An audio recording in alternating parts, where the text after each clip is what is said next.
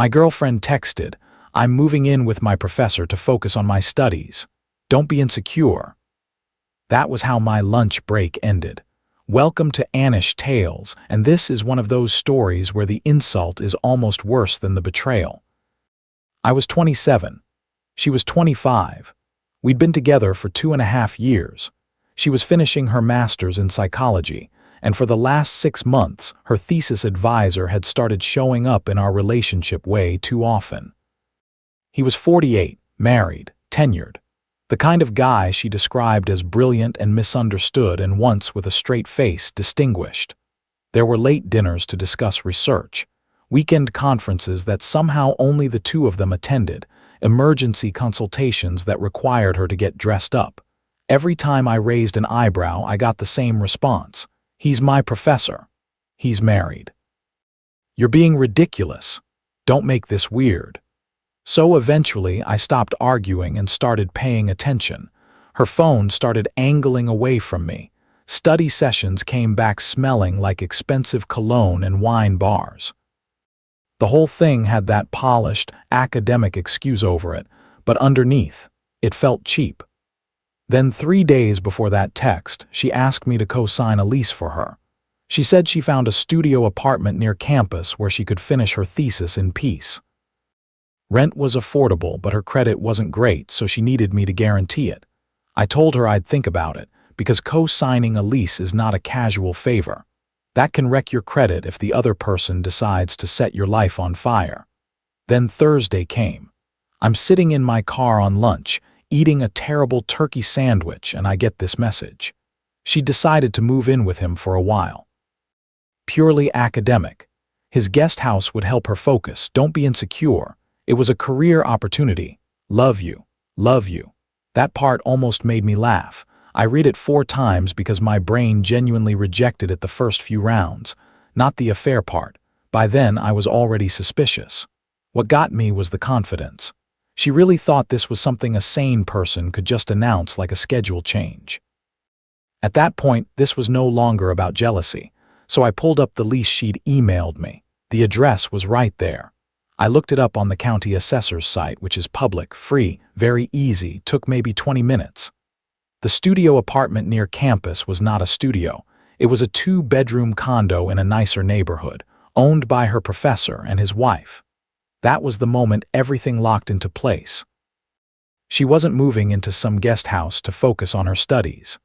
She was moving into a property he owned, and she wanted me to co-sign it so if the whole arrangement blew up, I'd be financially tied to the fallout. She wanted a backup plan made out of my credit. That should have told me everything. I sat there in my car staring at the screen, feeling that very specific kind of anger that only comes when you realize somebody thinks you are not just naive, but useful. So I found his wife, LinkedIn first. Then the hospital website where she worked. She was a hospital administrator, professional, accomplished, the kind of person who looked like she had spent years holding messy people together without becoming messy herself. I sent one email, short, factual, no drama. I told her my girlfriend had just informed me she was moving into the condo her husband owned. I told her my girlfriend had also asked me to co-sign the lease for that same property. I attached screenshots of the text and the lease. Then I hit send, blocked my girlfriend's main number, and went back to work pretending any of this was normal. It was not.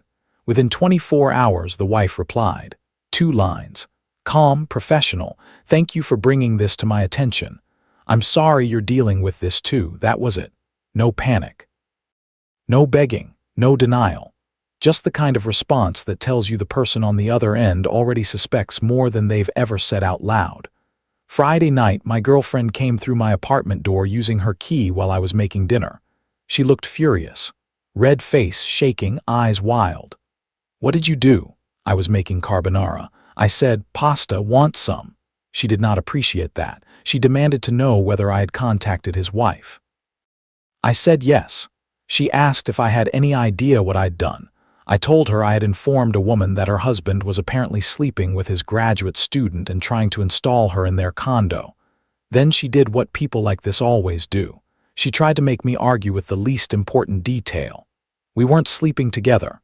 "Fine. You were moving into property he owned. You asked your boyfriend to co-sign it.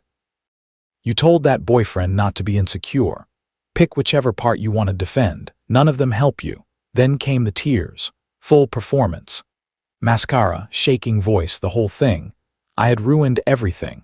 His wife was cutting off contact. She might lose her advisor. Her academic future was over because I couldn't handle my jealousy. I remember just looking at her and feeling weirdly calm, because that was the most honest she had been the whole time. Not about what she did, about what mattered to her. Not me, not us, not the lying, not the lease, the fallout.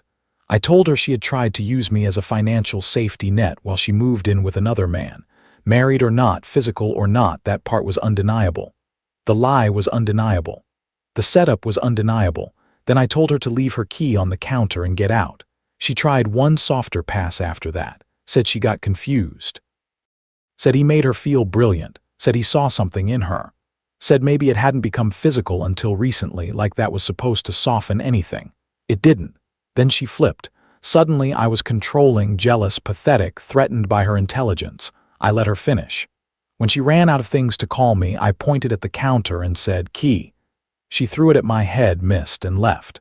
I changed the locks the next morning. Then her mother showed up.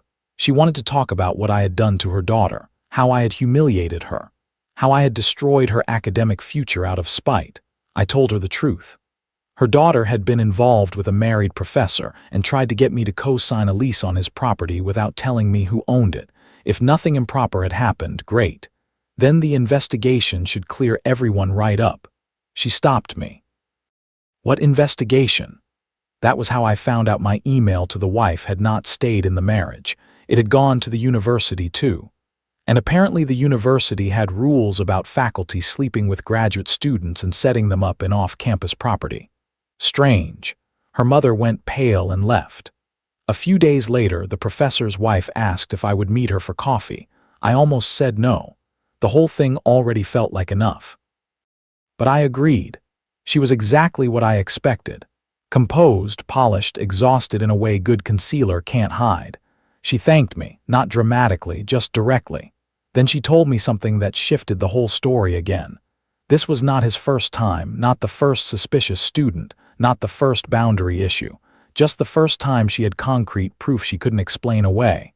And the lease was what pushed her over. Because that condo was in both their names.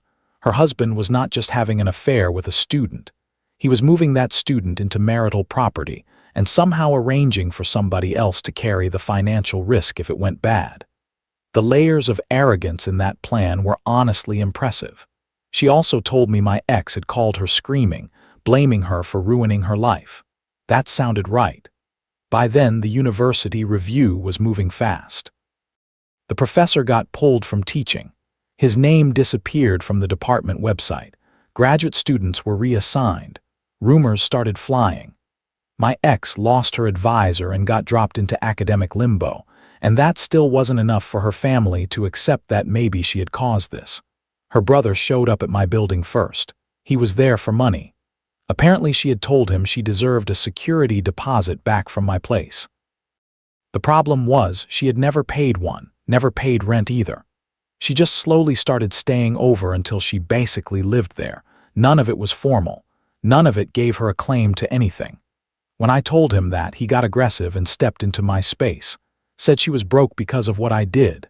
Said I owed her something. I told him I owed her nothing, and if he stayed where he was for another 10 seconds, I was calling the police. He punched the wall on his way out. My neighbor saw the whole thing. Then somebody contacted HR at my job with an anonymous complaint saying I was harassing a graduate student and interfering with her academic career. That one made me angry in a different way. Mess with my relationship, fine. Lie to your family, predictable. But trying to damage my job because your scam failed is a whole other level. Luckily, my manager listened. I showed him the text. Showed him the lease. Showed him the property records. Once he saw it, the whole thing made sense immediately. He documented it as retaliatory nonsense, and that was the end of that. Then her father mailed me a handwritten letter. 3 pages about forgiveness, family values, and how I had destroyed his daughter's future. The part that stood out was his demand that I write a statement to the university saying I lied out of jealousy. That was his solution. He wanted me to become the liar officially on paper to save her. I kept the letter. By then my ex was spiraling. She showed up at my apartment building late one night, couldn't get in, and sat on the steps crying loud enough that a neighbor threatened to call the cops. She left me a 6-page letter blaming me for everything. Her future, her program, his marriage, her life. She actually wrote that if I had just signed the lease, none of this would have happened. That line sat with me for a while, because buried inside all the self-pity was the truth. She really thought the worst thing that happened here was me refusing to cooperate. The university wrapped the investigation a few weeks later. The professor resigned instead of dragging it into a formal termination. No prestige exit. No graceful retirement story. Just gone. His wife filed for divorce. My ex had to leave the program and restart under a smaller one farther away, lost her funding, lost the prestigious path, had to take a job while finishing her degree, and before anyone says I ruined her future, no. I did not make her pick a married professor. I did not make her lie. I did not make her send that text. I did not ask her to hand me a lease for his condo and trust that I wouldn't read it. I just refused to underwrite the fantasy. The last time I saw her was at a grocery store about a month later, pure bad luck. She looked smaller. Not physically, just in the way people do when the story they told themselves stops holding shape. She asked if we could talk for 5 minutes. Against my better judgment, I said fine. Outside in the parking lot, she tried what I think was supposed to be an apology. She said she got lost. Said he made her feel special, brilliant, important. Said she knew she had messed up. Then, right on schedule, she added the part she really came to say. I didn't have to blow up her whole life like that. There it was. Still not sorry for what she did. Sorry that consequences arrived so fast and didn't stop where she wanted them to. So I asked her one question. Did she understand what would have happened if I had signed that lease? Did she understand that if things went sideways between them, I would have been legally tied to nearly $2,000 a month on a property owned by the man she was moving in with? She said she just needed options, security. And that was the moment I knew she still didn't get it. Because to her, options meant me paying for the risk while she chased excitement somewhere else. I told her that was not confusion. That was calculation. She cried a little, said she had loved me in her own way. I told her she had a strange way of showing it. Then she asked if I thought I would ever forgive her. I thought about it for a second and told her maybe someday I just wouldn't think about her at all.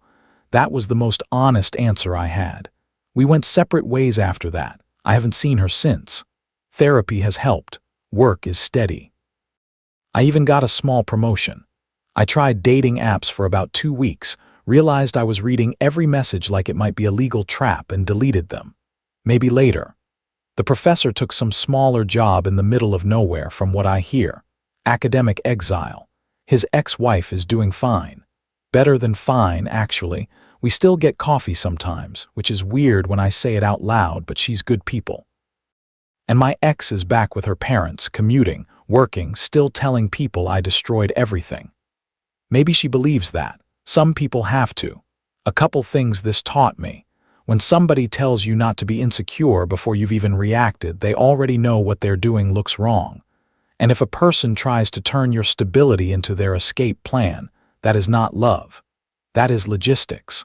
I still have the lease in an old email folder. Unsigned. That's the image that stays with me more than anything else.